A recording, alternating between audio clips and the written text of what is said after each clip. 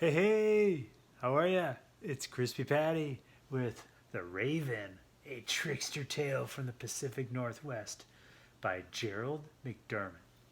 Look at that, huh? That is how the native people in the Northwest, uh, I believe, painted a raven. They used different colors. I think the red they got from the Indian paintbrush, and the black was from the soot of the campfire when it went out. And the other colors, I think they came along as the trading became popular with the Europeans. And you can see this is a Caldecott honor book, so let's dive into it. I'm wearing a warm fleece, a popular jacket in the Northwest, and I almost kind of look like Sasquatch or something.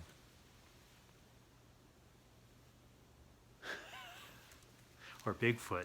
All right. Glad I amused myself. I hope I gave you a chuckle. For Trevor, Aaron, and Caitlin. Oh, here. There's just a little segment in here that I'm going to read to you. It says, along the coast of the Pacific Northwest, as far as north as Alaska, Raven is the central character in most Native American myths and tales. A shapeshifter imbued with magical powers, he is at once brave and cunning, greedy and gluttonous. Raven is a trickster on a cosmic scale, mischief maker and culture hero, at times wreaking havoc and at others bestowing on humankind the gift of fire, light, or food. To this day, Raven is a central figure in the richly imagined tribal arts of the region. He is depicted along with other important animal spirits in a highly stylized form on totem poles, carved boxes and utensils, jewelry, weavings, and baskets. This tale is told with variations throughout all the native groups of the Northwest coast. Within its dreamlike setting, Raven balances his heroism and trickery to bring a blessing to the people. Wow, what a well-spoken or well-written wording for the Raven. Well, this will be fun, huh? Okay, look at that.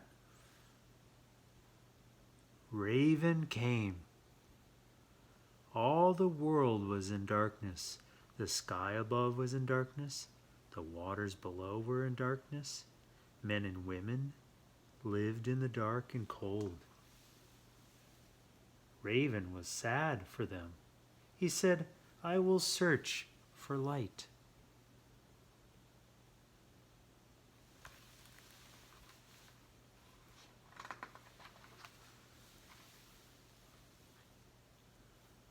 Raven flew across the valleys and across mountains. He flew along rivers and over lakes.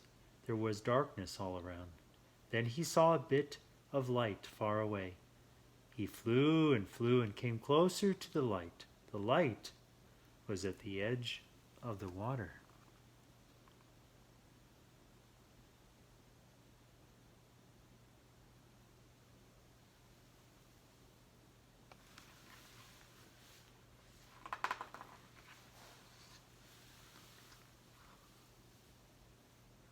The light came from the house of the sky chief, and it was shining. Raven perched high in a pine tree on the shore. Raven watched.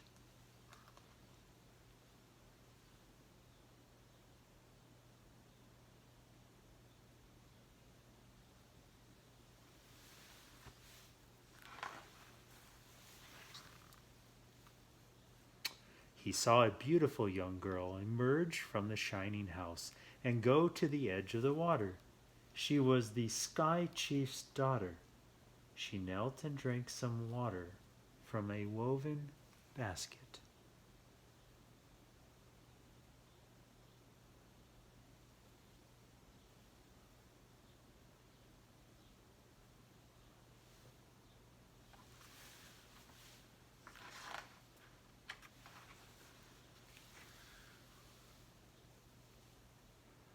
Raven changed himself into a pine needle. He fell down from the tree and floated on the water. When the girl drank again, she swallowed the pine needle. Whoa! So see how it's transforming into a pine needle? And then you can look closely. You can see her about to sip the raven disguised as a pine needle.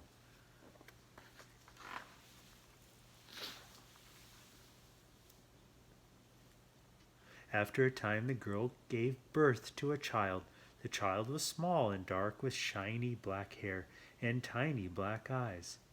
Who do you think the child was? Well, who do you think, huh?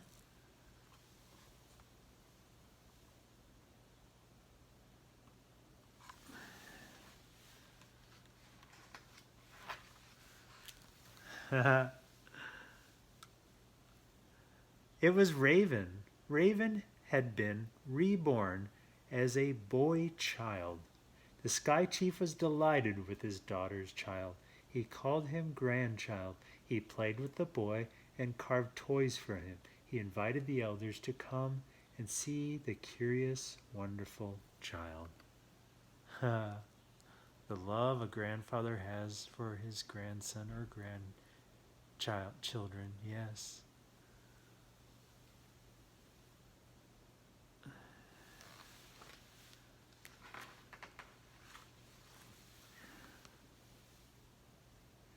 The elders gathered in the shining house with the Sky Chief and his daughter. They watched Raven Child crawl around the floor of the lodge. He pretended to be playing. At the time, he was trying to find where the light was hidden. He saw a box in the corner of the lodge.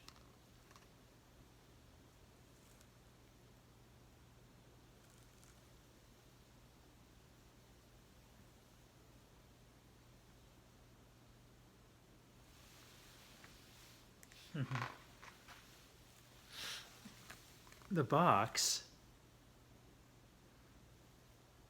was large. It was carved and painted with many colors. The box was bright. It glowed. Raven Child said, "Gaga." "What do you want?" asked his mother. Raven Child said, "Gaga." He began to cry. "What does the child want?" asked the elders. Raven Child said, "Gaga." He cried and cried. "My grandchild wants the box," said the Sky Chief. "Gaga."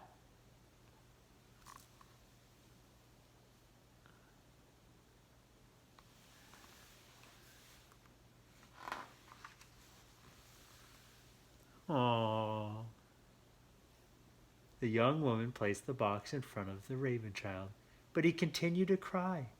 She took the lid off the box. Inside was a smaller box. She took the lid off that box. Inside was a smaller box.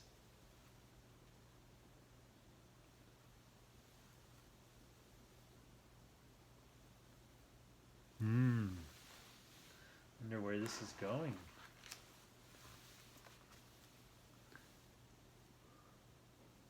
His mother took the lid off that box and light poured out of it. Light flooded the room. Inside the box was a shining ball, blazing with light. What do you think the ball was? It was the sun. "Give him the ball," said the Sky Chief.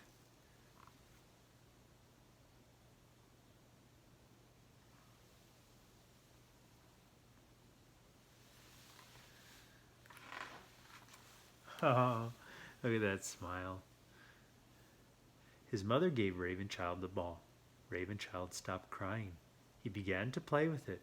He rolled it around the floor of the lodge. "Gaga." Then he changed into a bird. "Ha ha!"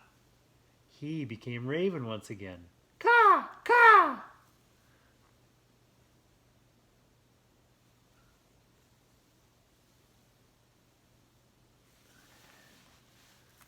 "Gaga." "Ha ha." Wait. "Gaga." "Ha ha." "Caw." Woohoo! Wait, can you do that? Do a ga ga and a ha ha and a ka ka. Feels good, doesn't it? Sky Chief, his daughter, and the elders looked on in amusement. Raven plucked up the ball of light in his beak, flew through the smoke hole of the lodge, and disappeared into the dark sky. Ooh.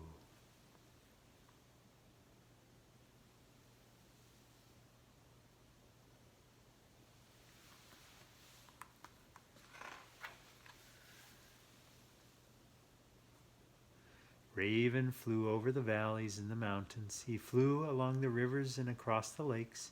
Raven threw the sun high in the sky, and it stayed there. This is how Raven stole the sun and gave it to all the people. Wow.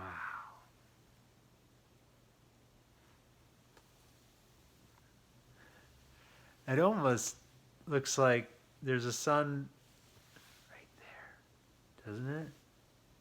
Huh?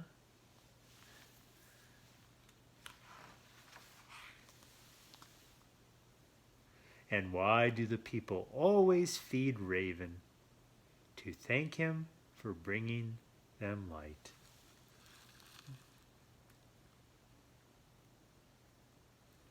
There you go. Thanks again for joining me. Caw, caw! Next time you see a raven, say hello to it and say thank you for the sun. Goodbye, we'll see you again. And I would really appreciate it if you enjoyed this to give a thumbs up, comment, or subscribe, or let some other people know about my series of book reading. I would greatly appreciate it. Love you all. Take care. Bye.